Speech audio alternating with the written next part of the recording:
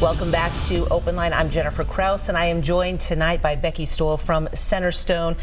You are the head of crisis and disaster management there, Yes.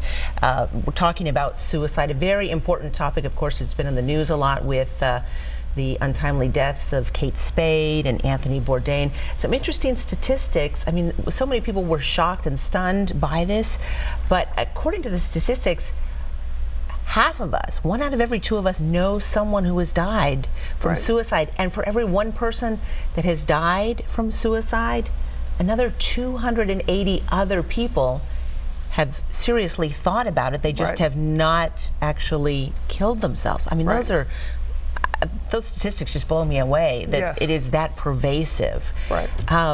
So all the more important that we're talking about it here today. I think there's always been kind of a stigma attached to this, as with so much of mental illness. What needs to be done to kind of eliminate that so we can get the conversation moving and help people get the help they need? Talking about it, I think, is one of the biggest things, and I hope we're nowhere near where we need to be with breaking that wall of stigma down, but hopefully we're making more progress. I think when we have other celebrity, I mean, we're talking about the 2 recent deaths, and Robin Williams was a very significant event, I think, for folks. But the more we have people in our own lives sharing that kind of history or current feeling, and the more, you know, you've seen Demi Lovato come out and talk about it. Mariah Carey's on the cover of People magazine talking about her bipolar disorder. We have to reach the point in this country where we're treating the whole body and not just from the shoulders down, and that we really look at mental health issues. I mean, millions of people suffer from depression in this country. It is the, you know, probably most common mental health diagnosis, with anxiety disorder and addiction. And we have to get to the point where we can be treated for those things and talk about those things and take mental health days when we need them, just like on the physical health. We know that of the people that kill themselves, 80% of the people that have killed themselves in the U.S. have seen a medical provider in the 30 days prior to death. But I bet they didn't discuss it. Did they discuss it? No, they don't. 20% of those that die by suicide have touched a mental health system in the 30 days prior. So 80% for behavioral health, I mean, for physical health, and then 20% for behavioral health. So we have to, one, break down that wall of stigma, and people need to feel okay about going in and getting behavioral health treatment. It's a brain disorder, and treat it that way.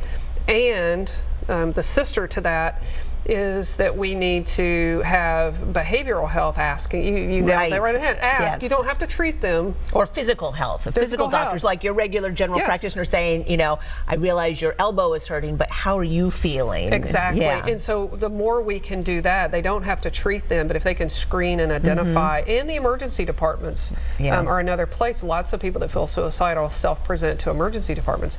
The more we can get them to get on board and screen, and then punt them to us and let us take their care over, all the better. And I've seen some systems across the U.S. where you have true behavioral health and true physical health integrated. And when you do that, it's a real win. So physical health can ask the questions we want asked about, you know, suicide and depression and things like that. And then we on the behavioral health side can do our part too. So if you come in to see me for an appointment around depression or anxiety, I can ask if you had your flu shot. Have you gone to have your colonoscopy? Anything that, you know, that you're in need of, because it's time for that. We can kind of quid pro quo, and then we are treating people. Treating the whole person. Treating the whole person. It's interesting, you talked about, you know, the stigma and the whole body. And someone once said to me, you know, we talk so much about diabetes, and diabetes is, well, the pancreas is just not working right. And everybody talks about it, and it's okay if you have diabetes, but it's not embarrassing. You know, mental health is where just your brain and your levels are just not working right, but you talk about that and it's just like, you know, whoa. So we've got to overcome that. We do. It's not a character flaw or a personality defect. It's what you're born with. It's a biological condition, yes. We've got, let's see, Brian on line 2. Good evening, Brian. Hi. The girl on the left, the blouse is confusing, and the girl on the right has a tennis shirt on, so I don't know. You girls look pretty good. Everybody's got to stay positive, I guess, and get rid of those opioids and pills would probably be a good first start, from what I can see. A lot of people out in the country, because I used to live by the airport, I moved to Bellevue, and then moved out in the country. It's like, wow, man, you know, a lot of those people with that stuff, the opioid, I don't even know, it used to be, there was another thing before that, it was called meth. And you could tell because they would go out there and stuff. I don't know if you know what I'm talking about, but yeah. that's what I'm saying. Yeah, all right. Brian makes a great point about the opioid epidemic. It's very much a sister to the issue we're dealing with now. I travel across the U.S. a lot doing suicide prevention training with health systems, and it doesn't fill in the state. And if you say, do you have an opioid issue here, they go, yes, of course we do. It's everywhere, and you know, it's an awful problem. A lot of the individuals we see in our system have a lot of either complicated medical, so you have a lot of medical issues going on concurrently, or pain. Having physical pain is a high risk indicator for suicide, and so opioids, you know, often have started out that way. You have a bad back, you've had a car wreck, you've had wisdom teeth, or whatever has caused you to get those prescriptions, and it does kind of spiral out of control. So hopefully we're doing a lot. I think we're heading in the direction where this is going to be something, just public policy again, where we're going to have to look as a nation how we're going to address that. Yeah, we've got, let's see, John on line 3. Hello, John. Yeah. Go ahead. Yeah, I'd just like to ask, when you're in a situation where you have 4 siblings and you're the only one who never had children, so you've kind of been put in a position where you're taking care of your elderly parents and they're approaching 90, and you watch one die and you watch one deteriorate with no help basically from the other siblings, and you watch them and you go, I'm not going out like that. And so you think sometimes, no, I'm going to drive my truck out into the backyard and put on a pair where I can't feel like I can't, you know, deal with myself. Where do you go from there? Wow. That's a tough situation to be in. I think the stress of caring for elderly parents is very difficult, especially if they have a lot of complicated medical, which it sounds like they do. Is there someone who can help you, John? I know a lot of times, as Becky said, that's a lot of stress. Sometimes they often say caregivers need some respite, some time away to kind of regroup. You need some you time. Can you get that in any way? No, I haven't been away from my last surviving parent for like 3.5 years. Okay, you know there are social service agencies that can help and provide care. What county do you live in? Are you there, John? John? Yeah. Okay, all right. What county do you live in? Davidson County. And I think the issue you're talking about, John, is two-pronged. One is this being under that kind of stress for a real extended period of time. I would encourage you to, and we can give you the number to call and try to, if you haven't had a break or any kind of respite for that length of time, that is incredibly stressful, and we need to make sure you're as good as you can be is how much you're going to be there for your remaining parent. And be, you know, helpful to them. Right. I think the second thing, you know, if I'm hearing what you're saying, is you've seen the deterioration of them and you don't want to have that happen to you. I think what would be helpful, even outside of having some respite for yourself from them, is having an opportunity to talk to someone and feel supported around that, because you may or may not end up with the physical health issues that they had, and maybe trying to figure out post being such a caretaker, having a really good life that you feel like is worth living. Because it can be there. It's just, I think, hard to see it with a lot of the dust that you have going on in your life, which sounds incredibly difficult. Yeah, 211. If you call 211 in Davidson County, they can help you probably find some caregiver assistance. And then what number do you think he should call for himself? Yeah, if you call 800-681 7444. I'm telling you, there's right there. Yeah, on the I'm telling you, there is support out there for you. I know it probably does not feel that way, and you probably feel very isolated and maybe alone. But I assure you, you're not. And we can make sure we wrap some things around you to hopefully try to give you some relief with some of those social services. But I think the other separate issue is you yourself and us trying to make sure that you're getting what you need so you can have a life also. Did you get those numbers, John? Yeah. Okay, good. Good luck. Please call. Good luck, Please John. call those Yes. those numbers and call me here at the station and let me know how you're doing and if you need anything, okay? Okay, bye-bye. All right, thank you. All right, we have got another John on line 4. Hello, John. Hello? Hello. Hello? Hello. Welcome to OpenLine.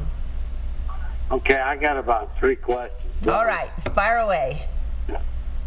And mine are probably threefold, but here's my question, Zach. Why don't you turn your TV down? Well, I was listening to y'all. The thing that I don't understand is that it's gotten to the point where when I took care of my stepfather and it's gone this far, no one wanted to help. And I've been taking care of it myself. And now that I went without a job, which was no one's fault but my own, I don't blame no one else. But now they're fixing to take my trailer from me that I paid for, and they're going to give it for allotment. Now, when I did ask for help, I called the 211 number, and I've called for other, and there's nothing they can do. So I live on bare minimum, and I just went back to work. I'm getting my first paycheck this week. All right, so now I have to be out by next Tuesday. I got 7 days. That's judge ordered. Or they're going to give me another 2 days. 3 days don't mean nothing. Y'all know this. But that means that after I'm moved out, my only option is that if I can move my trailer and everything in it, and I still keep it. Other than that, they take me to court and take it from me. I have no help. Okay. Then when I ask for help, they always tell me there's nothing we can do for you. And they give, and I'm a vet. I was in the Marine Corps for 9 years, 11 months, and 24 days. Now I know that there are a variety of services available to veterans, both through the VA and through a number of the veterans organizations here in town. But I'm a little concerned when you say my only option is, because I know, John, there's got to be other options, and I know there are people who can help you. I've called and I've walked down there and asked, and I've gotten nothing. The only thing I haven't asked for was food stamps, and I haven't done that. And I'm not mad at nobody. I'll work my way out of it. It's going to take me a while, but I hate when people say there's options there and there's not. Okay. Because every time I call, they always say there's nothing we can do for you, or we wish we could help you. All right. Well, Becky has a thought here, John. I have John. First, thank you for your service to the Marine Corps for our country. So thank you for that. If you call that same number I'll say it again in a second. We have Centerstone has an arm of our company called Centerstone Military Services, and whether they can help you keep this. It sounds like your living arrangement, your trailer, whatever. I don't know if they can do that, but are there people out there that can help you maybe navigate these waters and end up in the best situation you're going to be? Yes. And so I encourage you to call that number. It's 1-800. And we can put it back on the screen, I believe. 1-800-681-7444, and they can help you. We can put you over to Centerstone Military Services, and they'll help you navigate. It's very difficult to navigate. So I mean, I hear both of these guys talking about this. Is unless you kind of work in the mental health system or are mental health savvy because you're in that system, there are difficult waters to navigate. So we can maybe help with that and provide both of these guys at least a hand off to somebody that we feel like is going to be able to help them navigate the waters. Is it going to be perfect? Maybe not, but at least made a handhold and help you navigate those waters. The waters are much less rough then. Yeah, and maybe explore some other options that he might not even be aware of or have thought of. Yes. All right, we have Mel on line 1. Mel? Yes, I'm sure there are many reasons why suicide is rising, but I do think I see an overall collective belief that is actually coming from the scientific community, which seems to really be pervading our culture. And that's the belief that that basically life is an accident. And, you know, when life is an accident, it's kind of hard for it to have meaning. And without meaning, then there's really not, there's a pervading feeling of hopelessness. Right. And at least with religion, even if you were a sinner, you've got salvation. There's a life after death. But with this belief in the Big Bang Theory and how it's pervading our culture and that there's no life after death, I mean, it tends to lead to a feeling of hopelessness. I think the Big Bang Theory has become the new hell without salvation. All right. Thank you, Mel. Yeah, I think, Mel, I think you touch on something that's interesting. We have to create lives that we feel like are worth living, and we have to look at what some of the drivers are that make somebody end up that desperate, that they don't care that they have children, they don't care that they're millionaires. It doesn't matter. They're in a hole. They don't feel any way out of the hole, and you start checking off your coping skills and they're failing you. And you get to that place with these blinders on and it feels like there's no other option. So I think that's, you know, we do have to have these lives that we feel like are worth living and really look at what some of these drivers are. Yeah. We're going to take a break. Before, we're going to leave you with 2 phone numbers. One, the phone number to call to reach Centerstone if you have concerns, if you have questions, if you feel you need help. 1-800-681-7444. The other number, the number to OpenLine to join the conversation, 615-737-7587. Back with more right after this.